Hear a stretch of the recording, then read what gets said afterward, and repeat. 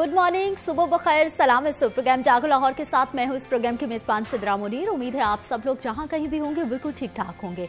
नाज़रीन, कोरोना से बचाव के लिए एसओपीज पर अमल दरामद करवाने के लिए जिला इंतजामिया मैदान में आ चुकी है। गुज़िश्ता 2 रोज से मार्केट्स के सरप्राइज विजिट किए जा रहे हैं और खिलाफ वर्जी करने वालों की दुकानें भी बंद करवा दी गई हैं, जबकि दूसरी जानिब मास्क ना पहनने वालों के अब चालान भी कटेंगे। ट्रैफिक पुलिस मास्क ना पहनने वालों को 200 रुपए जुर्माना आयद करेंगे।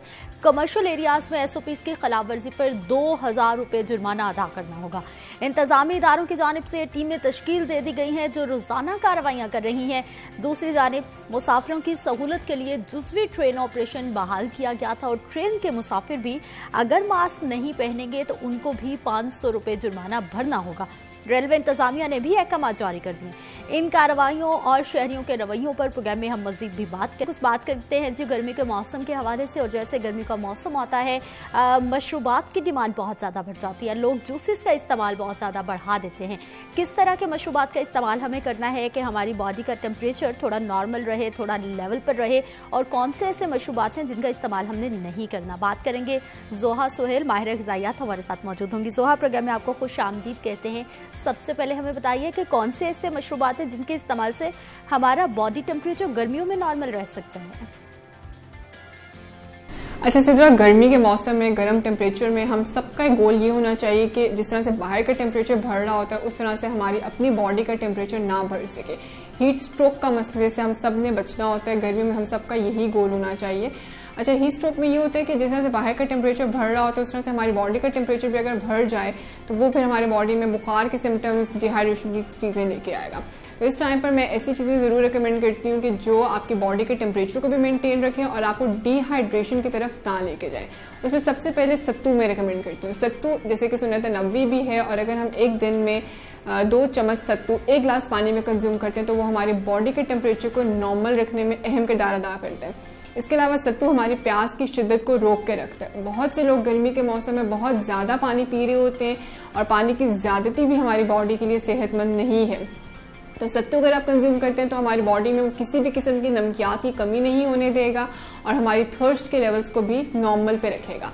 इसके अलावा सत्तू का बेहतरीन पीने का जो वक्त है वो अर्ली मॉर्निंग है, यानी कि निहार मुँह अगर आप 1 चम्मच सत्तू 1 गिलास पानी में डालकर कंज्यूम करते हैं तो आपके निज़ाम हज़म को भी फास्ट करता है, जिससे आपका प्रोसेस ऑफ डाइजेशन बहुत बेहतरीन हो जाता है। और इसके साथ आपकी जो रेड ब्लड सेल्स हैं, आपके खून बनाने वाले जो खुलिये हैं, उनकी सेहत के लिए बहुत बेनिफिशियल है, क्योंकि जितने अच्छे आपके रेड ब्लड सेल्स होंगे उतने अच्छे तरीके से ऑक्सीजन पूरी बॉडी में ट्रांसफर होगी, और जितनी अच्छी तरीके से ऑक्सीजन ट्रांसफर होगी उतनी ही अच्छे तरीके से न्यूट्रिएंट्स ट्रांसफर होंगे जो आपकी सेहत को मेंटेन रखेंगे। सत्तू के अलावा मैं अपने पेशेंट्स को ज़रूर रिकमेंड करती हूँ कि आप शुगर केन जूस यानी कि गन्ने का रस जिसको रो कहते हैं उसका इस्तेमाल इस मौसम में ज़रूर करें। लेकिन उसके इस्तेमाल के लिए ये बहुत इंपॉर्टेंट पॉइंट है कि हाइजीन, सफाई का इंतज़ाम होना बहुत ज़रूरी है। बहुत से लोग वेंडर्स जो हैं वो शुगर केन जूस यानी कि रो सेल आउट कर रहे होते हैं, तो अगर आप उनसे ले रहे हैं तो ये यकीनी बनाएं कि वो सफाई के सारे जो मेजर्स हैं, सफाई के जो एहतियाती तदाबीर हैं उनको फॉलो कर रहे हों। इसके अलावा कोकोनट वाटर, नारियल का पानी बहुत बेहतरीन है इस मौसम में कंज्यूम करना, क्योंकि नारियल के पानी में पोटाशियम बहुत अच्छी अमाउंट में, और पोटाशियम एक ऐसा मिनरल है जो बॉडी के अंदर जो हमारा डिहाइड्रेशन उसको रोकता है, प्यास की शिद्दत को बढ़ने से रोकता है, और बॉडी में किसी भी किस्म की न्यूट्रिएंट की जो इलेक्ट्रोलाइट्स हैं जो हमारी बॉडी में नमकियात की कमी नहीं होने देता।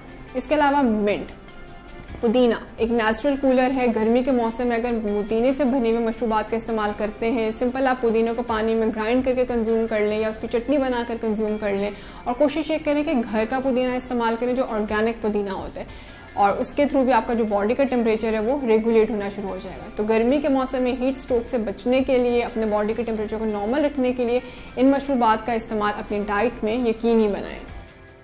ठीक है जोहा, अब हमें ये बताइए कि ऐसी कौन सी आदत हैं, कौन से खुराक हैं, कौन से ग़िज़ाई अज्जा हैं जिनको हमें अपने ग़िज़ा से खासतौर पर गर्मी में निकाल देना चाहिए ताकि हमारी बॉडी में पानी की कमी ना हो सके और हम डिहाइड्रेट ना हो सके।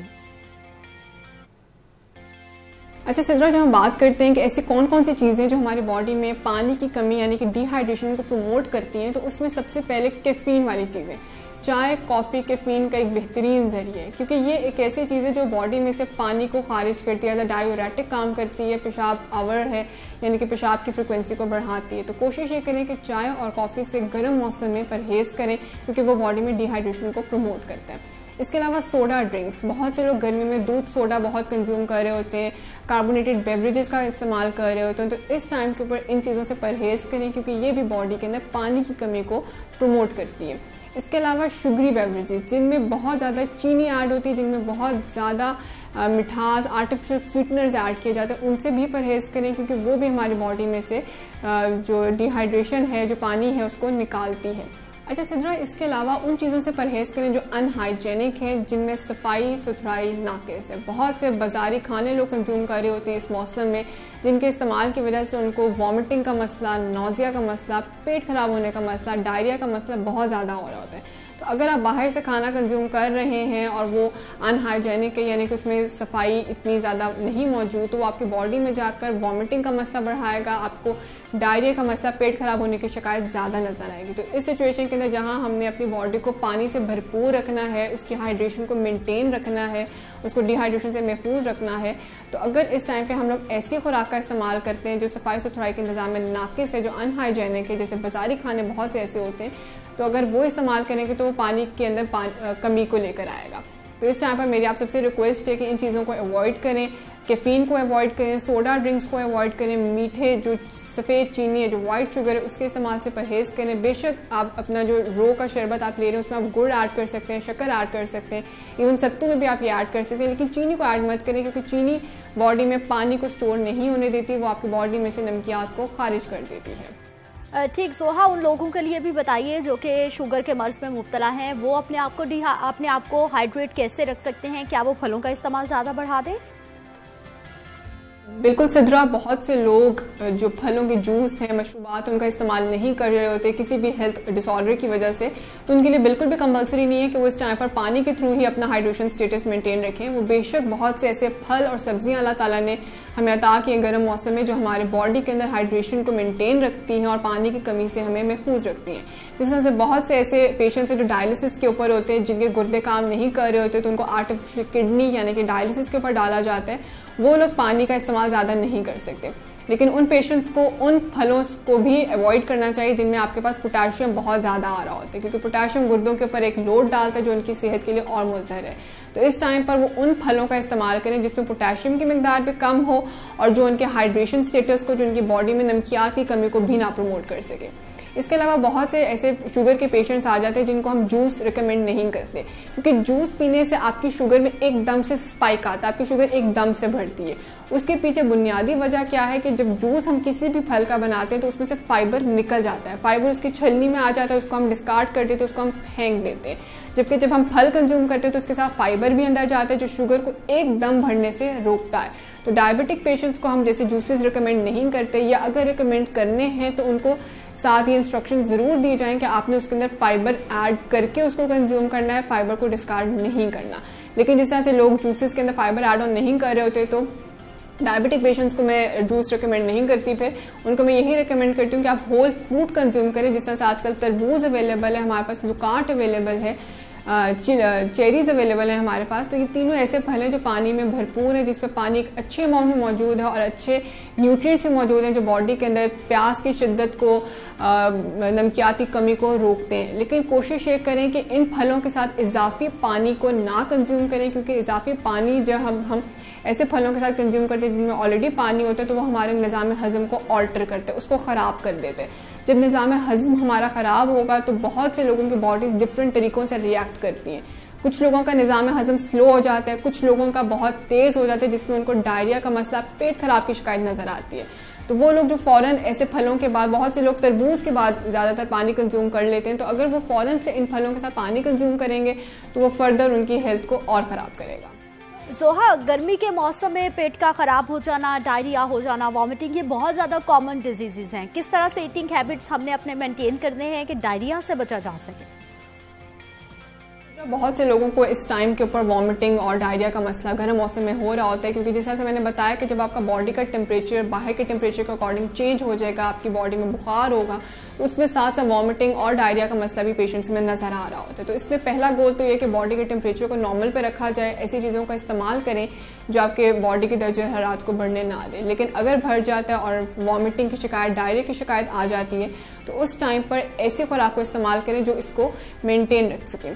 जो डायरिया के पेशेंट्स आते हैं उसमें हम ब्रैट डाइट रिकमेंड करते हैं। ब्रैट डाइट से मुराद ऐसी डाइट है जिसमें बी से बनाना है यानी कि केला, आर से हमारे पास राइस है जिसमें चावल आ जाते हैं, ए से हमारे पास एप्पल सॉस है यानी कि एप्पल को, सेब को उसकी प्यूरी बनाकर कंज्यूम करें जिसमें उसका छिलका ऐड ऑन ना करें, क्योंकि डायरिया के पेशेंट्स अगर छिलका कंज्यूम करेंगे, छिलका खाएंगे तो वो फर्दर उसको खराब करेगा। और टी से हमारे पास टोस्ट है जिसमें सफ़ेद चीनी वाला वाइट स्लाइस आ जाता है, जो वाइट स्लाइसेस है हमारे पास। उसमें ब्राउन स्लाइसेस, जो ब्राउन ब्रेड है, उसका इस्तेमाल ना करें क्योंकि वो डायरिया को और ख़राब करते हैं। तो डायरिया के पेशेंट को सबसे पहले तो हम ब्रैट डाइट रिकमेंड करते हैं और इसके साथ हाइजीन का इस्तेमाल, हाइजीन जो है वो बहुत ज़रूरी है, क्योंकि डायरिया और वॉमिटिंग बहुत ज़्यादा तब भी हो रही होती है जब बॉडी में फूड पॉइजनिंग आती है। ऐसी चीज़ें हम इस्तेमाल करते हैं जो हमारे मैदे को डिस्टर्ब कर देती हैं। तो अगर एक पेशेंट आपके पास ऐसा है जिसमें डायरिया भी है, उसको वॉमिटिंग का भी साथ मसला है, तो सबसे पहले उसको क्लियर लिक्विड से लेकर चलें। ऐसी चीज़ें दें जो पानी नुमा हो, जो पानी की तरह हो, जिसमें आप उनको एप्पल जूस दे सकते हैं, जिसमें आप उन्हें शहद वाला पानी दे सकते हैं, इवन आप ग्रीन टी भी दे सकते हैं। लेकिन ग्रीन टी ज़्यादा मत दें क्योंकि ये भी बॉडी में से पानी को खारिज करती है। सिर्फ हाफ कप से आप शुरू करें। जब पेशेंट इन चीज़ों को टॉलरेट करना शुरू कर दे, जब उसकी बर्दाश्त इन चीज़ों के लिए भर जाए, तो फिर उसको सेमी सॉफ्ट चीज़ों की तरफ लेके जाएं। जैसे आप उसको कस्टर्ड दे सकते हैं, आप उसको दही दे सकते हैं। जब इन चीज़ों को वो टॉलरेट करें तो फिर आप उसको सॉफ्ट चीज़ों की तरफ लेके, जिसमें आप खिचड़ी दे सकते हैं, आप रोटी को नरम कर आप उसको शोरबे में ऐड करके दे सकते हैं, आप फलों की प्यूरी दे सकते हैं। लेकिन कोशिश ये करें कि फलों को उनके छिलके के बगैर दें, क्योंकि डायरिया के अंदर अगर छिलका कंज्यूम करेंगे तो उसको एग्रीवेट करेगा। अगर पेशेंट इन चीज़ों को टॉलरेट कर रहा है, उसको डायरिया का मसला कंट्रोल हो गया, उसको लूज टूल्स नहीं हो रहे, उसको वॉमिटिंग का मसला नहीं हो रहा, तो पेशेंट को हम रेगुलर डाइट की तरफ लेके जा सकते हैं, जिसमें वो हर किस्म की फल भी खा सकते हैं, रोटी भी कंज्यूम कर सकता है, गोश्त भी कंज्यूम कर सकता है। लेकिन हाइजीन को, सफाई सुथराई को मेंटेन रखें, क्योंकि बहुत से लोग इस चीज़ को फोकस नहीं कर रहे होते और वो बगैर देखे हुए अपनी जो डाइटरी प्रैक्टिस उनको कंटिन्यू कर रहे होते हैं। तो हाइजीन के फैक्टर को ज़रूर कंसिडर किया जाए।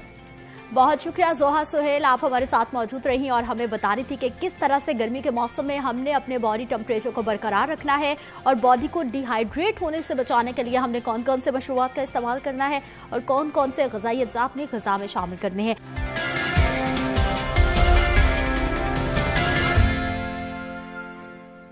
प्रोग्राम में एक बार फिर से आपको खुश आमदीद कहते हैं। नाज़रीन, ब्रेक से पहले डॉक्टर्स हमारे साथ मौजूद थे और हम लोग बात कर रहे थे कि एसओपीज़ पर अमल दरामद कितना ज़रूरी है। अब हमने बात करनी है जी, ज़िला इंतज़ामिया, पुलिस, ट्रैफिक वार्डन, तमाम लोग अब ड्यूटी पर लग चुके हैं कि ऐसे तमाम लोग जो कि मास्क का इस्तेमाल नहीं करेंगे या फिर कोरोना से बचाव के एसओपीज़ इख्तियार नहीं करेंगे, उनको जुर्माने भी होंगे। और मार्केट्स में क्रैकडाउन का भी आगाज़ हो चुका है। वो तमाम दुकानें, मार्केट्स बंद करा दी जाएंगी जहाँ पर लोग मास्क पहनकर नहीं आएंगे या फिर हैंड सैनिटाइजर का इस्तेमाल नहीं करेंगे। कितनी अब तक कार्रवाइयां हो चुकी हैं, कब तक ये क्रैकडाउन जारी रहेगा, लोगों की क्या रवैये हैं, बात करेंगे। हमारे साथ मौजूद है जी दानिश अफजाल साहब है, डिप्टी कमिश्नर लाहौर है। इस प्रोग्राम में आपको खुश आमदीद कहते हैं। नुमाइंदा लाहौर न्यूज़ इमरान मलिक हमारे साथ मौजूद है। इमरान, आपको भी प्रोग्राम में खुश आमदीद कहते हैं। दान साहब, 2 रोज़ हो गए हैं कार्रवाइयाँ करते हुए, कितनी मार्केट्स को विजिट किया गया है और तकरीबन कितनी कार्रवाइयाँ हो गई हैं? बहुत मेहरबानी जी। जैसे आपने बताया कि परसों हमने गवर्नमेंट ने जब अनाउंस किया कि तो एसओपीज़ की वायलेशन हो रही है और लोग भी उस तरह से ऑब्ज़र्व नहीं कर रहे और मार्केट्स में से भी उसकी ऑब्जर्वेशन ज़्यादा आ रही थी कि जी इसकी वायलेशन हो रही है, तो हमने उसमें भी मुनासिब समझा कि हम पहले ताज़ा तंजीमों के साथ एक मीटिंग करें। मिनिस्टर इंडस्ट्रीज़ ने वो मीटिंग चेयर की और उसमें फिर उनको बावर कराया गया कि आपकी इस कमिटमेंट पे कि आप हर तरह से इसकी इम्प्लीमेंटेशन कराएंगे। कारोबार खोलने की गवर्नमेंट ने इजाज़त दी थी। अगेन उन्होंने उसी चीज़ का अदा किया कि जी हम बिल्कुल इसकी इम्प्लीमेंटेशन करेंगे और साथ साथ फिर हमने उनको ये भी बताया कि अगर वायलेशन होगी तो फिर उसमें हम फिर जो भी कार्रवाई होगी वो करेंगे। तो इसमें हमने पिछले 2 दिनों में तकरीबन कोई 6 से 7 हज़ार डिफरेंट शॉप्स, डिफरेंट मार्केट्स में जो ऑल ओवर लाहौर हैं वो विज़िट्स की हैं और इसमें तकरीबन कोई 1.5 लाख से ऊपर जुर्माना भी किया है। जुर्माना हम ज़्यादा नहीं कर रहे, वार्निंग्स दे रहे हैं और सीलिंग जो है वो फिर हमने अभी शुरू कर दी है। अभी सिर्फ ये है कि हम सिर्फ इंडिविजुअल जितनी भी दुकानें हैं उनको हमने सील किया। अच्छा दान साहब, दुकानें बंद तो कर दी जाती हैं, फिर वो क्या क्राइटेरिया क्या है, कितने दिन के लिए बंद रहेंगी या फिर उसी दिन अगले दिन खुल जाएंगे? इसमें हमने ये किया जी कि एक तो हम अगले दिन बिल्कुल नहीं खुलेंगे, ना ही हमने खोली है जी अभी तक।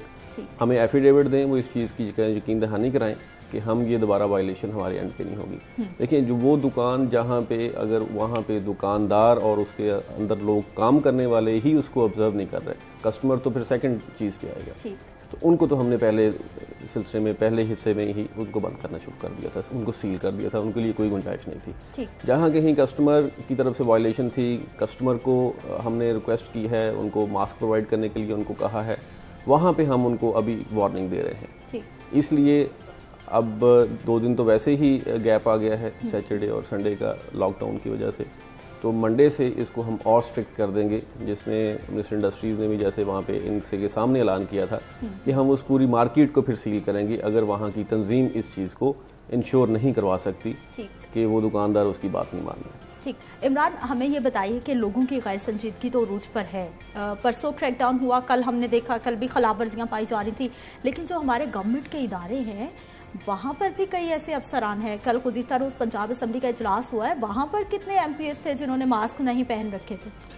लोगों को कैसे पैगाम जाएगा? सिद्रा, बिल्कुल बड़ा अहम इशू है इस वक्त, क्योंकि कोरोना पेंडेमिक है और 6 माह इसके बारे में कहा जा रहा है कि और इसको देखना है और पूरा साल इसके साथ चलना पड़ेगा। एहतियात, सोशल डिस्टेंसिंग और उसके साथ साथ मुख्तात रहना होगा हमें, अपने रवैयों से भी और दूसरे लोगों से भी, और अपने आप की खुद हिफाजत करनी होगी, और यही इसका सबसे पहला और आखिरी सबक है। इब्तदाई मरहले में आपने देखा कि जिस तरह दानिश साहब ने भी अभी बताया कि जो है अभी हम जो है इब्तदाई तौर पे, क्योंकि कल हफ्ते का आखिरी दिन था, मार्केटें जो हैं वो कल क्लोज़ हो गई, आज छुट्टी है और कल भी छुट्टी है और मंडे को दोबारा ये स्टार्ट करेंगे। अभी सूरत हाल ये है कि कल देखा है हमने, कल काफ़ी ज़्यादा ना मार्केटों में इम्प्लीमेंटेशन नज़र आई है, यानी कि वैसा नहीं था जिस तरह पहले हो रहा था। देखिए लोग बाज क्यों नहीं आ रहे, मुझे ये नहीं समझ लग रही। जब तक इनके घर से आवाज़ नहीं आएगी कि कोरोना हो चुका है किसी को, तब तक ये बात नहीं आ रही, और अब घर घर से आवाज़ आ नहीं रही, आ चुकी है। और इस वक्त हर बंदा, क्योंकि हुकूमत की तरफ से होम आइसोलेट का कहा गया था कि जी होम आइसोलेट हो जाए, और इसका ही इसी की वजह से लोग भी अब कोरोना टेस्ट तेज़ी से कराना शुरू हो गए और उसकी तादाद भी आपके सामने ही है। मगर इस वक्त की सूरत हाल ये है कि असम्बली की आपने बात की है, तो असम्बली में आपको पता है कैसा रवैये बरते जाते हैं। असम्बली तो असम्बली लगती नहीं, मछली बाजार लगता है, वहाँ पे कहके लगाए जाते हैं, एक दूसरे के साथ नफरतों का इजहार किया जाता है कि हमने बजट मंजूर नहीं है, हमें ये नहीं है, इनके अपोजिशन जिस तरह के रवैये और जिस तरह आप नुमाइंदगान की जानिब से एक वाज़ेह पैगाम की भी इस वक्त हमारी सोसाइटी को बहुत ज़रूरत है। दान साहब ये बताइएगा कि कब तक ये क्रैकडाउन रहेगा, कोई टाइम फ्रेम मुकर्रर किया गया है कि इतने हफ्ते तक ये क्रैकडाउन किया जाएगा, और सबसे ज़्यादा खिलाफवर्जियाँ कौन से इलाके में पाई गई है, कौन सी मार्केट में? देखिए एक तो टाइम फ्रेम तो इसका ये है कि ये एक परमानेंट फीचर होगा। अभी हमने उसमें इंतज़ामिया के साथ मिलके हमने अपनी जो कॉरपोरेशन का अमला है और प्लस पुलिस जो है, हमने एक जॉइंट टीम्स बना दी हुई हैं मार्केट वाइज, तो वो जॉइंट मार्केट्स जो हैं वो बिल्कुल विजिट्स करेंगी, और ये परमानेंट फीचर होगा। जो 5 दिन कारोबार खुलेगा, और बल्कि आज भी जो 2 दिन जो जिनको एग्जेम्पशंस हैं उनको भी आज भी हम चेक करेंगे। तो इसमें ये तो एक परमानेंट फीचर है, इसलिए इसका टाइम फ्रेम कोई नहीं है। जब तक ये पेंडेमिक है उस वक्त तक ये हम कितनी टीमें हैं, कितने अफराद हैं उन टीम्स में? देखिए हमारे पास कुल मिला के जो छोटी बड़ी मार्केट्स हैं जहाँ पे ज़्यादा रश होता है वो तकरीबन 200 के करीब है, जहाँ पे ज़्यादा रश होता है। तो हमने हर टाउन के हिसाब से वहाँ पे टीम्स बना दी हैं, उसकी जो वॉल्यूम है मार्केट का उसको देखते हुए, और वहाँ पे लोगों का इन्फ्लक्स उस हिसाब से है। तो फॉर एग्जांपल अनारकली मार्केट है तो वहाँ पे ज़्यादा रश होता है। इसी तरह से जो हमारी अंदरून शहर की मार्केटें हैं वहाँ पे ज़्यादा रश होता है। जो हमारे थोड़े से पॉश एरियाज़ हैं वहाँ पे लोग खुद भी ख्याल करते हैं, थोड़ा सा स्पेशियस भी है, तो वहाँ पे ऑब्जर्व भी ज़्यादा बेहतर होता है, और थोड़ा सा कुछ लोगों का सिविक सेंस भी बेहतर है, तो वो वहाँ पे ज़्यादा खुद भी ऑब्जर्व करते हैं। तो इसलिए ये इस तरह से मार्केट बनाई गई है। तो इसलिए ये क्रैकडाउन भी हम बिल्कुल परमानेंट फीचर बनाएंगे इसको अपनी इसकी इम्प्लीमेंटेशन का, और उसके साथ साथ जो है जहाँ पे ज़्यादा रश है वहाँ पे हमने ज़्यादा लोगों को दानिश भाई, मैं सिद्रा की बात को एक और 7 सेकंड ये सवाल है कि जो हुकूमत है उसके आइन के मुताबिक 140 सेक्शन के तहत जो बल्दियात एक अहम सब्जेक्ट है, उसके मुताबिक आपके पास बल्दियाती नुमाइंदे नहीं है, ये सब लोगों को पता है, और जो थे उनको ख़त्म कर दिया गया, वो घरों को चले गए, और उसके बाद तमाम तर जिम्मेदारियाँ आप पर आ गई। आपको एक टाइगर फोर्स दी गई है, वो नज़र नहीं आ रही हमें मार्केटों में। वो कहाँ पे है, वो किस तरह से आप उनको लेकर चल रहे हैं। वज़ीर-ए-आज़म ने कहा कि जी हमने टाइगर फोर्स बनाई है, 6 लाख से ज़ायद का ये हदफ था, और उसके बाद अब 80,000 दाने साहब से यही है कि टाइगर फोर्स है कहाँ। 80,000 लोग हैं जो आपके पास इस पर रजिस्टर्ड हैं, जिनमें से आप कॉल भी करते हैं और वो आपके पास आए, उनको आपने ट्रेनिंग भी दी, मगर वो हमें नज़र नहीं आ रहे मार्केटों में। देखिए उसमें हमने अभी इसकी आपने रमज़ान में देखा होगा, हमने उन्होंने बड़ा अच्छा काम भी किया। हमने उनको प्राइस चेकिंग के ऊपर कि आप हमें सिर्फ प्राइस बताएंगे, उनको हमारे जो प्राइस मैजिस्ट्रेट्स थे उनके साथ लगाया और उन्होंने बड़ी अच्छा काम किया और उसमें इंडिकेट किया। हमने अभी ये जो मैंने आपको बताया जो कमेटीज़ बनाई हैं, इन कमेटीज़ में हमने उनके नुमाइंदों को शामिल कर दिया, एक एक बंदा शामिल किया है कि वो सिर्फ इंडिकेट करेगा। देखें वो अपने लेवल पे इम्प्लीमेंटेशन तो नहीं करवा सकते, सिर्फ उनका काम तो विसल ब्लोइंग का है कि वो हमें सिर्फ आगाह करेंगे, जी रिपोर्ट करेंगे, और उनका मैंडेट भी यही है और उनके SOPs में भी यही शामिल है। तो हमारे पास इस वक्त 3000 के करीब जो टाइगर फोर्स के एक्टिव लोग हैं जो कि हमारे साथ मौजूद हैं, जिनको हमने मुख्तलिफ पुलिस स्टेशन के साथ अटैच किया हुआ है, हमारे कॉरपोरेशन के लोगों के साथ अटैच किया हुआ है, हमारे असिस्टेंट कमिश्नर्स के ऑफिस के साथ अटैच किया हुआ है। तो ये 3000 लोग एक्टिव लोग हैं और हमने अब इनको डाइवर्ट करके बिल्कुल इसी SOPs की इम्प्लीमेंटेशन के ऊपर ही लगा दिया है। सर रोटी महंगी हो गई, चीनी महंगी हो गई, आटा महंगा हो गया, इंतजामिया गंदम के लिए महंगी हो अच्छा गई, खासा मुर्गी जो है महंगी हो वो गई, दही महंगा हो गया। इतनी महंगाई और ये टाइगर फोर्स के लोग आपने लगा तो दिया। अच्छा इमरान, पहले हमें मार्केट की सूरत हाल बताइए, क्योंकि पहले हमने देखा कि आटा महंगा हुआ और अभी पिछले ही महीने गंदम की कटाई हुई है।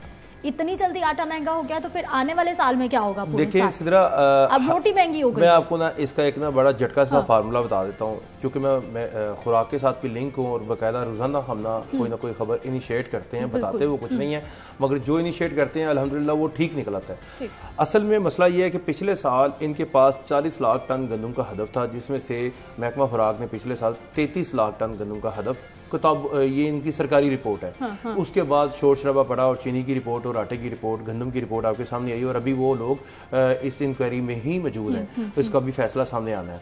अब इस साल इनका हदफ था 45 लाख टन, आज के रोज तक 40,70,000 टन गंदम महकमा खुराक के खजाने में मौजूद है, इनके गोदामों में पड़ी हुई है, मगर उन गेटों को ताले लग गए हैं, उस पर बैन लग गया। अब उसके बाद आ गई ओपन मार्केट में। ओपन मार्केट पास्को का जो हदफ था वो इसका तकरीबन हदफ था 10 से 12 लाख के दरमियान। अब पास्को ने जो गंदम का हदफ पूरा किया वो 7 से 7.5 लाख टन गंदम का हदफ पूरा कर लिया। इसी तरह आपके आड़ती और जिम्मेदार, उनके पास भी गंदम पड़ी हुई है। अब ये टोटल 25 लाख टन गंदम है जो इस वक्त इन लोगों के पास सीधा पड़ी हुई है। साहब ये सूरत हाल हम जो है पहले भी बात करते रहे हैं और जितने भी इदारे हैं उनकी जानिब से हमने ये बयानात सुने थे कि इस साल आटे की कीमत, रोटी की कीमत नहीं बढ़ेगी क्योंकि गंदम वाफिर मिकदार में हमारे पास पहुंच चुकी है। फिर ऐसा क्यों है? देखिए इसमें जैसे इमरान ने बताया कि ओपन मार्केट में इसका रेट ऊपर गया है वीट का, उसमें जो गवर्नमेंट है, गवर्नमेंट ने तो अपना जो स्पोर्ट प्राइस थी 1400 उसी के ऊपर ली है और अभी भी गवर्नमेंट खरीद रही है सारी गंदम जो है। लेकिन जब प्राइवेट सेक्टर उसमें आया है तो थोड़ी सी मार्केट ऊपर चली गई। लेकिन सर डीसी रेट कुछ और है, मार्केट का रेट कुछ और है, क्वेश्चन मार्क इम्प्लीमेंटेशन। जी ऐसे मैं करता हूँ इसमें, क्योंकि ये वीट का रेट सेंट्रली जो है फूड डिपार्टमेंट ही उसको देखता है और इसी तरह से आटे का रेट भी वही फिक्स करता है। तो हमने रिक्वेस्ट की थी उनको कि आप ये थोड़ी सी जो मार्केट ऊपर गई है तो फ्लोर मिल्स जो हैं जितनी भी उनको गवर्नमेंट की रिलीज़ तो नहीं हो रही, लेकिन वो सारी की सारी प्राइवेट सेक्टर से ख़रीद के उसको ग्राइंड कर रही हैं। तो आप एक कोई रेट एक फ़िक्स कर दें आटे का जिसको हम मार्केट में इम्प्लीमेंट करवाएं और उसी से फिर रोटी और नान की कीमत का तयन भी हो जाएगा।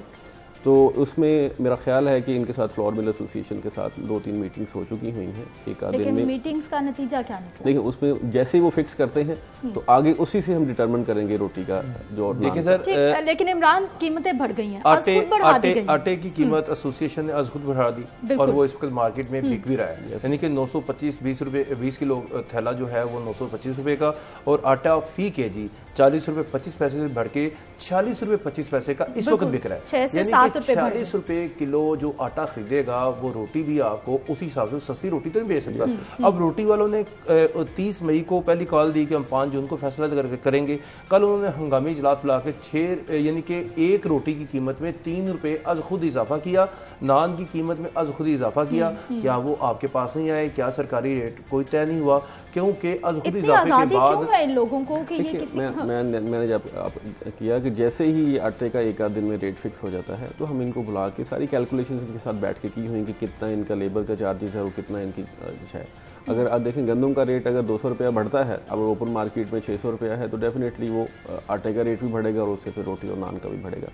लेकिन ये चीज़ें हम बैठ के तय कर लेंगे। हम सिर्फ वेट कर रहे हैं कि जैसे ही उसकी प्राइस फिक्स हो फ्लोर की तो उसको उसी की बेस पे हम इसको कर दें। वो हमें इंडिकेट करता है। तो फ्लोर वाले तो कह रहे हैं कि 10 लाख टन गंदम जो है वो इंपोर्ट करना होगी या ओपन मार्केट से या सरकारी गोदामों से 10 लाख टन गंदम हमें दें, क्योंकि मिलों के पास 72 आवर का कोटा होता है। मगर वो कह रहे हैं हमारे पास 24 आवर का भी कोटा नहीं मौजूद। वो जो भी हमें देते हैं उसी हिसाब से हम उसकी पिसाई करते हैं और उसके 100 रुपए चार्जेस वो ले रहे हैं। इस वक्त जो सूरत हाल जा रही है सर, बड़ी गंभीर जा रही है। कब तक लगता है सर मामला हल हो जाएगा? मेरा ख्याल है एक आध दिन में हो जाएगा जी। ये इनको हम नहीं जरूरत पड़ेगी कि रोटी की रेट जो है 10 रुपए तक जाए, इंशाल्लाह ताला उससे पहले हम करवा। अच्छा सर बताइए कि जिला इंतजामिया के लिए इस वक्त कितना बड़ा चैलेंज है, क्योंकि महंगाई तो हमेशा ही चैलेंज रहा है कि सरकारी निर्खनामों पे अमल दरामद नहीं होता, लेकिन उसके साथ साथ अब स्पेशल आपको विजिट भी करने पड़ते हैं कोरोना के SOPs पर अमल दरामद कराने के लिए। आपके कितने अफसरान में, कितने अहलकारों में कोरोना की तशखीस हो गई है, उनको आइसोलेट किया गया है? मुख्तलिफ इदारों का यही हाल है। इस वक्त खासा टफ है आपके लिए भी इन मामलात को कंट्रोल करना? जी देखिए, उसमें हमारे जैसे हमारे जो ज़िला इंतज़ामिया के ऑफिसर्स थे, उनकी सबसे पहले तो वो क्वारंटीन सेंटर्स जो हमारे हैं, जहाँ पे अभी तक आलमोस्ट 8 से 9 हज़ार लोग आ चुके हैं पिछले 2-2.5 माह में। और इसी तरह से जब फ़्लाइट ऑपरेशन ओपन हुआ तो फ़्लाइट्स की स्क्रीनिंग और वहाँ पे उनकी बोर्डिंग लॉजिंग सारी वो भी हमारे ज़िम्मे थी। तो इस वक्त सिर्फ फ़्लाइट से ही 8,000 लोग आ चुके हैं, सिर्फ लाहौर की हद तक मैं आपको बता रहा हूँ। तो वहाँ पे भी फ्रंट लाइन पे उनके साथ इंटरेक्ट करना, फिर उनको वहाँ से लेके जाना, और इसी तरह से फिर हमारे हॉस्पिटल्स आ जाते हैं, वहाँ पे हमारे हेल्थ के ऑफिशियल्स काम कर रहे हैं। सिमिलरली फिर इस वक्त तक लाहौर में जितनी भी सैम्पलिंग हुई है, स्क्रीनिंग हो रही है, जितने भी सैंपल लोग जाके लेते हैं वो भी हमारे अपने ही हेल्थ अथॉरिटी के ही लोग हैं। और उसके साथ साथ आप डेंगू की सर्वेलेंस चल रही है, साथ की प्राइस चेकिंग चल रही है, प्राइस मैजिस्ट्रेट्स, आपने मार्केट्स का हाल देखा। तो ये सारे लोग जो हैं ये उसी में फिर सारे लोग इन्वॉल्व हैं। तो हमने अभी जब जैसे लॉकडाउन हुआ थोड़ा बहुत एक्टिविटी स्टार्ट हो गई ऑफिस में भी, तो हमने फिर इनकी भी स्क्रीनिंग करवाई थी कि ताकि एक दफ़ा स्क्रीनिंग करा ली जाए, क्योंकि उन्होंने डिफरेंट जगहों पे ड्यूटीज़ दी हैं। तो उन स्क्रीनिंग में भी तकरीबन 20 लोग हमारे थे जो अल्लाह के शुक्र अभी ठीक हैं वो, लेकिन वो पॉजिटिव थे। तो हमने फिर उनको ऑफिस में अलाउ करने से पहले उनकी स्क्रीनिंग करवा के ही बाकी जो बिल्कुल क्लियर लोग थे उनको अलाउ किया, बाकियों को हमने फिर होम क्वारंटीन किया। इमरान मलिक, ये लोग या दुकानदार जो SOPs पर अमल दरामद नहीं कर रहे उनको तो जुर्माने हो रहे हैं, जो सरकारी अफसरान के लिए, अहलकारों के लिए, मुलाजमीन के लिए SOPs पर अमल दरामद लाजमी करार दिया गया है, जो नहीं करेगा उनके लिए भी क्या कोई जुर्माने हैं, उनको भी होंगे या फिर वो?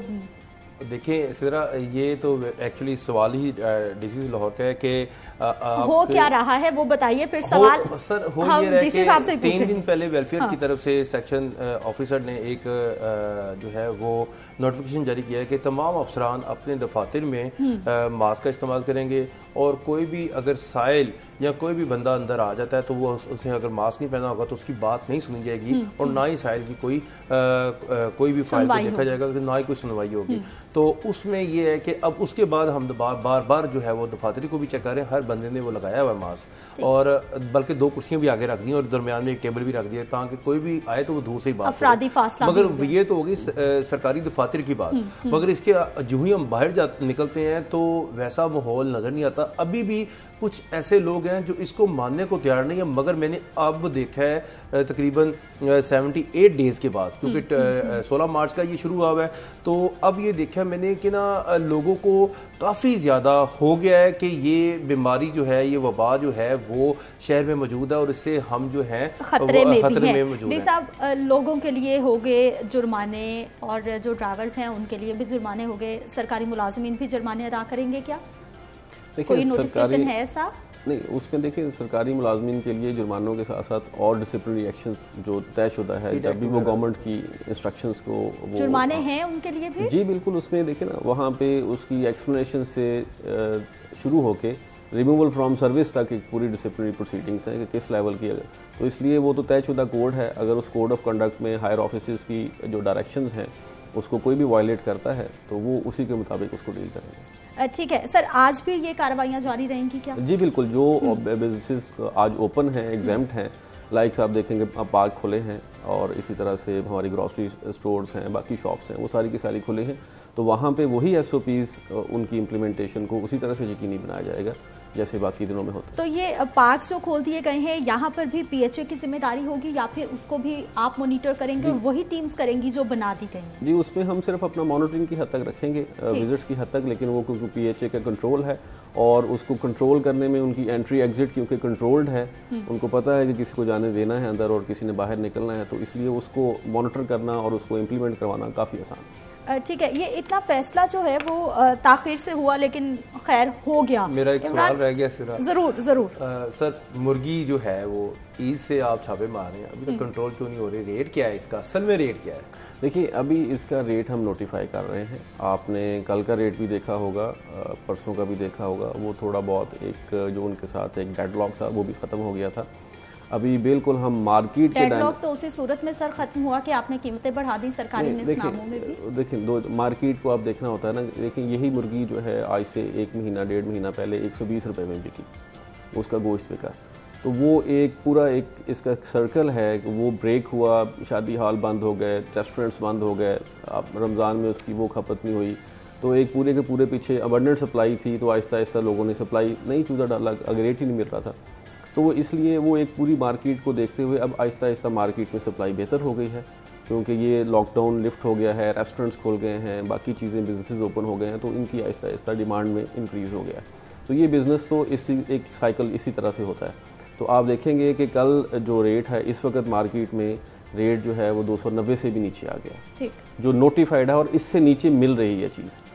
तो हम इसको, और पिछले 2 दिनों में 10 रुपए का फर्क पड़ गया। इमरान मलिक, ज़िलाई इंतजामिया तो मॉनिटरिंग कर ही रही है इन तमाम मामलात की, और कौन कौन से इदारे हैं जो SOPs पर अमल दरामद करने के लिए एक पेज पर हैं, 7 हैं? एक्चुअली इसी तरह ये तमाम तर एडवाइजरी जो है वो हेल्थ की तरफ से आ रही है, क्योंकि कोविड-19 चल रहा है, तो ये एडवाइजरी के मुताबिक ही जो इदारे बीच में आते हैं, जिसमें नंबर 1 पे जो इदारा आता है वो डिप्टी कमिश्नर ऑफिस है, कमिश्नर लाहौर डिवीजन इसको चेयर करते हैं, और क्योंकि ये सब तो उनके अंडर हैं, उनकी जो इमीडिएट बॉस है वो कमिश्नर लाहौर है। उसके बाद ज़िले इंतजामिया आ जाती है, मेट्रोपॉलिटन कॉर्पोरेशन आ जाती है, अलाइड महकमों में रेस्क्यू 112 आती है, क्योंकि सबसे बड़ा जो मसला आता है, अगर किसी की खुदा न खासा डेथ हो जाती है तो उसको कब्रिस्तान तक पहुँचाना होता है, जिसमें तमाम लोग ये फ्रंट लाइन पर रह के काम करते हैं। उसके साथ साथ पुलिस का सबसे बड़ा किरदार है, क्योंकि पुलिस इनको मुआवनत पेश करती है, इनके साथ होती है, ताकि कहीं पर भी कोई 144 की खिलाफ वर्जी ना हो जाए, कोई सरकार इमलाक में कोई मुदाखलत ना करे। जैसा कि रूटीन में आपने देखा,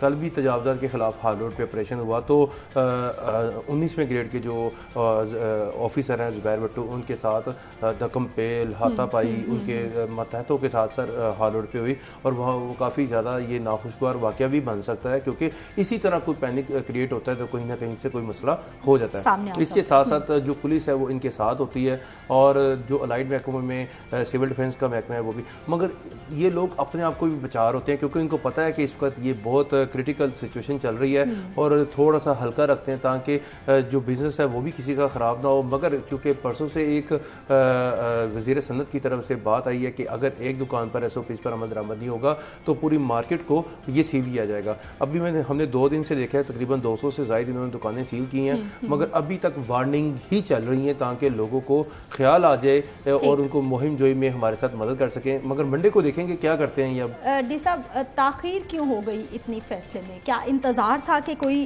बाकायदा नोटिफिकेशन महकमा हेल्थ भेजे तो फिर आप कार्रवाइयाँ करेंगे? नहीं, देखिए, उसमें जो पिछला लॉकडाउन था वो 31 तक था।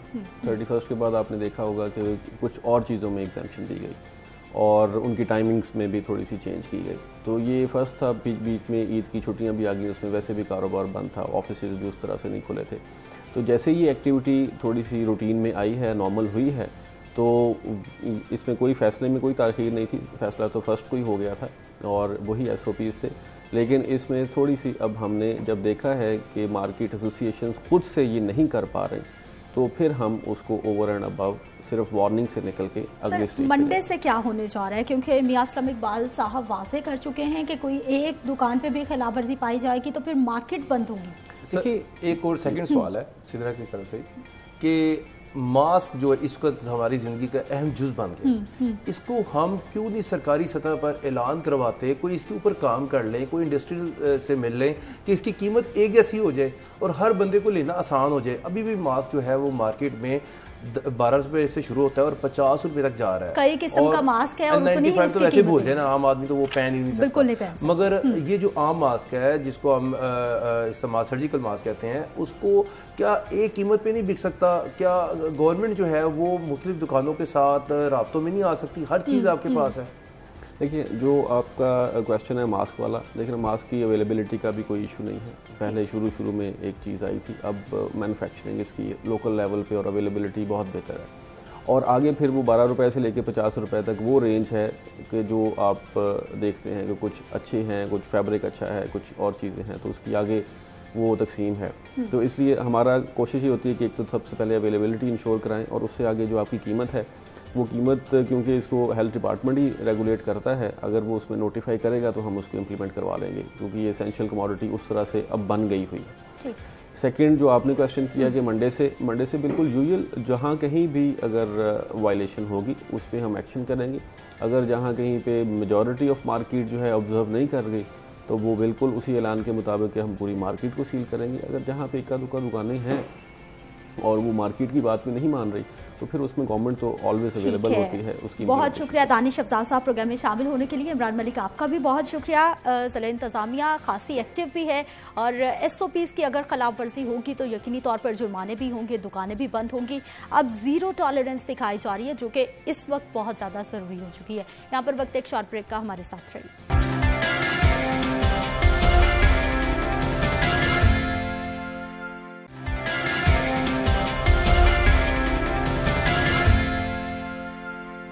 प्रोग्राम में एक बार फिर से आपको खुशामदीद कहते हैं। नाज़रीन, पूरी दुनिया में कोरोना की वबाई सूरत हाल है, तालीमी निज़ाम भी बुरी तरह से मुतासिर हो रहा है। हमारे यहाँ भी यही मामला है। ऑनलाइन क्लासेस का कुछ यूनिवर्सिटीज़ की जानिब से इजरा किया जा रहा है, लेकिन चूंकि हमारा एजुकेशन सिस्टम इसको सपोर्ट नहीं कर रहा, पहले से इसकी कोई प्रैक्टिस नहीं है। तलबा और तालिबात बहुत सारे ऐसे इलाकों में रहते हैं जहाँ पर उनके पास इंटरनेट नहीं है, सहूलियात नहीं है, वो फिर तालीमी करियर में पीछे रहते जा रहे हैं। यानी कि ये वो प्रैक्टिसेस हैं, अगर रूटीन में होती तो अब ये अच्छे से इम्प्लीमेंटेशन हो सकती थी, लेकिन जब हम रूटीन में इस तरह की एक्टिविटीज़ में पार्ट नहीं ले रहे थे तो अब फिर मुश्किल वक्त में ये करना एक बहुत मुश्किल टास्क है। यूनिवर्सिटीज़ की सूरत हाल, स्कूल्स की सूरत हाल, अभी तक जो है वो इदारे तालीमी बंद है, लेकिन अभी तक कब खोला जाएगा कोई फैसला नहीं हो सका। बहुत सारे ऐसे तलबा और तालिबात हैं जिनके इम्तिहान मुतासिर हुए हैं। एंट्री टेस्ट बहुत सारी यूनिवर्सिटीज़ ने लेने थे, पहले UET की जानिब से ऐलान किया गया तारीख का, लेकिन उसके बाद उसको पोस्टपोन कर दिया गया है। MBBS के इम्तिहान पूरा शेड्यूल किया गया, एक पेपर भी हुआ, लेकिन उसके बाद अगले ही रोज़ उनको भी मुलतवी कर दिया गया। इन तमाम मामलात को लेकर तालीमी इदारों के जो सरबराहान हैं उनकी क्या राय है? क्या गवर्नमेंट की जानिब से उनके साथ कोई वीडियो लिंक इजलास या कोई मिल बैठे हैं कि इस मामले का हल निकाला जाए कि आने वाले वक्त में कितना वक्त दरकार होगा कि हम तालीमी इदारों को या तो खोलेंगे या फिर बच्चों को अगर पास भी करना है, आगे प्रमोट भी करना है, तो वो किस तरह से होगा? ये बहुत सारे क्वेश्चंस हैं जिन पे आज हमने बात करनी है। हमारे साथ मौजूद हैं जी खालिद मंजूर भट्ट साहब हैं, डीन है सोशल साइंसेज, GC यूनिवर्सिटी से आपका ताल्लुक है। इस प्रोग्राम में आपको खुशामदीद कहते हैं। मंसूर सरवर साहब हमारे साथ मौजूद होंगे, वाइस चांसलर हैं आप university of engineering and technology के, आप स्काइप पे हमारे साथ मौजूद होंगे। डॉक्टर साहब, आपको भी प्रोग्राम में खुशामदीद कहते हैं। मंसूर साहब, आपसे ही सर आगाज करना चाहूंगी कि पहले प्रोग्राम्स, ग्रेजुएट प्रोग्राम्स के हवाले से एंट्री टेस्ट का ऐलान किया गया था, लेकिन उसके बाद जो है वो तारीख को मुलतवी कर दिया गया है। अब कब होंगे नए टेस्ट? बहुत शुक्रिया जी मुझे ऑनलाइन लाने का। हमने एंट्री टेस्ट अनाउंस किया था कोई 2 महीने पहले, और इस दफा हम एंट्री टेस्ट कंडक्ट कर रहे थे वर्चुअल यूनिवर्सिटी के सेंटर्स में, और वो सारा ऑनलाइन होना था। उन सेंटर्स में स्टूडेंट्स ने आना था, एप्लीकेंट्स ने, वहाँ 2 दिन का टेस्ट होना था 8 शिफ्टों में। हर एक शिफ्ट में मुख्तलिफ पेपर होना था, और हमने जस्ट टू मेक श्योर कि स्टूडेंट्स ऑनलाइन टेस्ट देने में कंफर्टेबल होंगे, हमने 1 हफ्ता पहले उनका 2 दिन के लिए मॉक रखा, ताकि उनको पता चल जाए किस सेंटर में उन्होंने आना है, किस वक्त उनका टेस्ट होगा, किस सीट पे वो बैठेंगे, और ऑनलाइन टेस्ट किस तरह के सवाल होंगे उनको जवाब कैसे। तो हमने पहले जो मॉक होना था वो आज और कल होना था, लेकिन क्योंकि ये रिसेंटली जो कोरोना वायरस है ये बहुत ज्यादा केसेस पाकिस्तान में आना शुरू हो गए। इससे पहले हफ्ता पहले 10 दिन पहले आप देखें तो रोजाना 1000-1200 केसेस होते थे, और अगर 10 दिन पहले से आप देखें तो एनीवे बिटवीन 4,500 से 6,500 केसेस आ रहे हैं। इससे कोरोना वायरस के जो सबसे ज्यादा प्रॉब्लम है ना जी, वो ये है कि इसका जो रिप्रोडक्शन रेट है, जिसको आर नॉर्मली कहते हैं, वो बड़ा हाई है। इसका मतलब ये होता है कि अगर एक बंदे को कोरोना वायरस हो गया है तो कितने बंदों को वो कोरोना वायरस ट्रांसमिट कर सकता है। बिल्कुल मंसूर साहब, दुरुस्त फरमाया सर आपने कि वायरस ही ऐसा है जो एक से दूसरे बंदे को बहुत तेजी से फैल रहा है। खालिद साहब ये बताइए सर कि ये जो हमारा तालीमी निज़ाम है, क्या इस चीज़ का मुतामिल हो सकता है कि हम लोग मुसलसल इसको बंद किए रखें, या फिर दूसरा ये कि अभी तक कितना मुतासिर हो चुका है हमारा तालीमी निज़ाम? पहली बात तो ये कि हमारा ऑलरेडी तालीमी निज़ाम जो है वो बिल्कुल उसमें कैपेसिटी नहीं है, क्योंकि फ्रैंकली स्पीकिंग कि फंडिंग अगर देखें तो गवर्नमेंट बिल्कुल उस तरह फंडिंग नहीं कर रही जिस तरह तालीमी निज़ाम को करनी चाहिए। मैं सिर्फ हायर एजुकेशन की बात नहीं कर रहा, मैं प्राइमरी और मिडल की भी बात कर रहा हूँ। तो इसलिए हमारे तालीमी निज़ाम ने अभी मौजूदा जो पिछले हालात थे, नॉर्मल हालात थे, उसके लिए अपने आप को तैयार नहीं किया था। अब तो we are facing an extraordinary situation. उसके लिए ना हमारे पास कैपेसिटी है, ना हमारे पास प्रोफेशनलिज्म है। तो जिन इदारों ने ये शुरू किया भी है, हमने देखा है कि वहाँ को बहुत ज़्यादा सक्सेसफुल नहीं हुआ, क्योंकि ऑलरेडी उसके लिए तैयारी कोई नहीं थी। तो इसलिए जब तक आपके पास एक इंफ्रास्ट्रक्चर ना हो, सबसे बड़ी बात यह है कि गवर्नमेंट को इस चीज़ पर बड़ी ज़्यादा तवज्जो देने की ज़रूरत है कि इंटरनेट फैसिलिटी बहुत ज़्यादा अच्छी हो और आम हो और सस्ती हो। देखिए ना, अब हमारे गवर्नमेंट कॉलेज यूनिवर्सिटी की मैं बात करूँ, हमारे इदारे में पूरे पाकिस्तान से लोग आते हैं, फाटा से भी, KPK से भी। वहाँ ऐसे इलाके हैं जहाँ इंटरनेट नहीं चलता, तो वो बच्चे फिर डिसएडवांटेजियस पोजीशन पे होंगे। अगर हम फर्ज करें ऑनलाइन क्लासें ले भी रहे हैं हम, और अगर और भी शुरू कर देते हैं और अच्छे तरीके से, तो वो बेचारे हमें ये शिकायत करते हैं कि हमारे पास इंटरनेट की फैसिलिटी नहीं है, हम कैसे करें। तो उन बच्चों के बारे में, क्योंकि मेरा ज़ाती ख्याल ही है, एक तो हमें कैपेसिटी बिल्ड करनी चाहिए अपनी, और उसके लिए टाइम लगता है, फौरी तौर पे नहीं होती। मंसूर सरवर साहब ये बताइएगा सर कि ये जो सेमेस्टर सिस्टम में सेमेस्टर के एग्जाम्स होते हैं, 2nd, 3rd, 4th सेमेस्टर से, उनके लिए क्या SOPs तय किए गए हैं? यानी जो फर्स्ट फाइनल ईयर के अलावा जो क्लासेस हैं, जी, जो रूटीन में कॉलेज में, यूनिवर्सिटीज में तलबा और तालिबात पढ़ रहे हैं, सेमेस्टर वो 2nd सेमेस्टर में है, 3rd में है, उनके इम्तिहानात तो उन्हें थे नेक्स्ट सेमेस्टर में जाना था, अब वो तमाम मामला रुक चुके हैं। देखिए जी, हम तो इम्तिहानात कंडक्ट करेंगे। हमने जो फाइनल ईयर का फैसला ये किया है कि हम ऑनलाइन कोई वगैरह होमवर्क हो उसका 1% या 20%, फिर हम जो फाइनल एग्जाम कॉम्प्रिहेंसिव दे रहे हैं जो कि टेक होम होगा, यानी वो ओपन बुक होगा, ओपन एवरीथिंग होगा, वो 50%, लेकिन उसको असेस करने के लिए हम 30% हर स्टूडेंट का, अगर तो यूनिवर्सिटी खुल जाती हैं तो इन पर्सन वाइवा होगा, वरना ऑनलाइन हर स्टूडेंट का वाइवा लगा होगा। This is a very difficult situation. ये बड़ा मुश्किल है। मैं एग्री करता हूँ डॉक्टर साहब से कि ये हमारी इतनी प्रिपेयर्डनेस नहीं है, लेकिन असल मसला ये है कि इस लाइफ ये पैंडेमिक जो है ना, ये चलता रहेगा। मेरा ख्याल है 1 साल और चलेगा। इसीलिए आप देखिए, अगर तो जो कैम्ब्रिज यूनिवर्सिटी है, उन्होंने फैसला कर लिया है कि उनका समर 2021 तक क्लासेस सारी ऑनलाइन होंगी।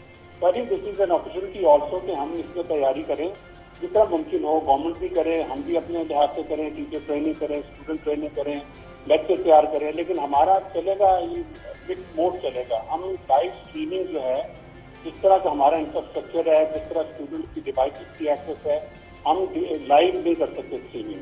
हमें प्री रिकॉर्डेड लेक्चर करने पड़ेंगे, वो भेजने पड़ेंगे स्टूडेंट्स को via ईमेल या वेब के थ्रू, और फिर जो उनके सवाल होंगे, उनके जवाब देने हैं, वो हम ऑनलाइन कर सकते हैं। सही। जी खालिद साहब, इसमें हमारी यूनिवर्सिटी ने बड़ा अच्छा एक्चुअली हमने अपने टीचर्स को एम्पावर किया है। उसमें 4-5 ऑप्शंस हैं। एग्जाम्स के हवाले से आपका क्वेश्चन था, उसमें हमने टीचर को ये अथॉरिटी दी है कि वो स्टूडेंट से असाइनमेंट ले ले फाइनल एग्जाम के बदले में, ओपन बुक एग्जाम कर सकता है, वो टेक होम एग्जाम कर सकता है, और फिर उसका वाइवा कंडक्ट कर सकता है। देखिए ना, आपने कोर्स बढ़ाया, आप हर बच्चे को आप एग्जाम उस तरह नहीं ले सकते, तो आप हर बच्चे के साथ टाइम कर लेते हैं, जी मैं इतने बजे आपका वाइवा लूंगा, आप ये चीजें तैयार करके आए। तो वाइवा में यू कैन गेज कि बच्चे की क्या पोजीशन है, कितना कॉन्सेप्चुअल क्लैरिटी है और किस तरह है। तो इसका ये अल्टरनेटिव है, एग्जाम का अल्टरनेटिव है, लेकिन पढ़ाने के अल्टरनेटिव के बारे में हमें मजीद सोचना पड़ेगा, उसके लिए ज्यादा हमें मेहनत करनी पड़ेगी, कैसे करें। सही। मंसूर सरवर साहब, ये जितने भी तालीमी इदारों के लिए, स्पेशली हायर एजुकेशन के लिए जो SOPs बनाए जाते हैं या फिर अहकामात आते हैं, ये बताइएगा कि आपको ऑन बोर्ड लिया जाता है या फिर यूनिवर्सिटीज के जो सरबराहान हैं उनसे कोई मीटिंग्स होती हैं जिसके बाद ये तय किया जाता है? जी, मैं अगर इजाजत दें मैं दूसरे सवाल का सिर्फ एक लाइन है जी सर। तो ये कि देखें हमारा जो आई एग्री विद डॉक्टर साहब के जो साइको मोटर वाला पार्ट है ना, ये 2-3 हिस्से होते हैं तालीम के। एक ये है कि कॉग्निटिव है उसका, कि उसको हमने बताना है कि ये चीज है, वो समझ लेता है, फिर हम देखते हैं वो अप्लाई कर सकता है, नॉलेज कर। लेकिन साइको मोटर जो हमने हैंड्स ऑन काम करवाना है, लैब का काम कराना है, प्रोजेक्ट कराने हैं, असल मसला उसका है। अच्छा, दूसरा जो आपने सवाल किया है, ये ATC के चेयरपर्सन ने हमारे साथ 3 मीटिंग्स की हैं जी, और सारी पाकिस्तान की यूनिवर्सिटी के वाइस चांसलर जो ऑनलाइन होते थे उन्होंने 1700 ओपिनियन ली। उन्होंने फिर गाइडलाइंस इशू की हैं, 6 गाइडलाइंस इशू की हैं, और उस पर फ्लेक्सिबिलिटी भी है। मतलब अगर इम्तहानात के बारे में जो आप बात हो रही थी, ये ATC की गाइडलाइंस में ये इजाजत है कि अगर आप पास नॉट पास की बेसिस पे स्टूडेंट्स को अगले सेमेस्टर में प्रमोट करना चाहें वो भी कर सकते हैं, ताकि या आप अगले पिछले सेमेस्टर की बेसिस पे करना चाहते हैं वो भी कर सकते हैं, अगर इम्तहान लेना चाहते हैं वो भी कर सकते हैं। तो काफी ऑप्शन है, और हमारे वाइस चांसलर से पूरी कंसल्टेशन की गई है, इसमें कोई राय नहीं। मंसूर साहब, फिर मीटिंग में क्या तय पाया है, या फिर इस हवाले से भी बात हुई होगी यकीनी तौर पर कि तालीमी इदारों को कब तक बंद रखना है? क्या लगता है तालीमी इदारे कब तक बंद रहेंगे? देखिए जी, अभी फिलहाल तो जो 15 जुलाई तक है, मैं डेटा देख रहा था, 3 जुलाई के जुलाई के मिड में या 3rd वीक में शायद ये हमारा कर्ज कुछ नीचे आ जाए, लेकिन इसका कोई मालूम नहीं है अभी। तो मैं ये समझता हूँ कि देखिए ये डिस्टेंस लर्निंग, ऑनलाइन लर्निंग जो है, this is an opportunity for universities to explore. क्योंकि लगता ही है कि इन फ्यूचर जब 5G टेक्नोलॉजीज आ जाएंगी और इस तरह का जो माहौल बन गया है, ये मुमकिन है कि यूनिवर्सिटियाँ बाद में भी बंद हो जाए फॉर वेरियस रीजन।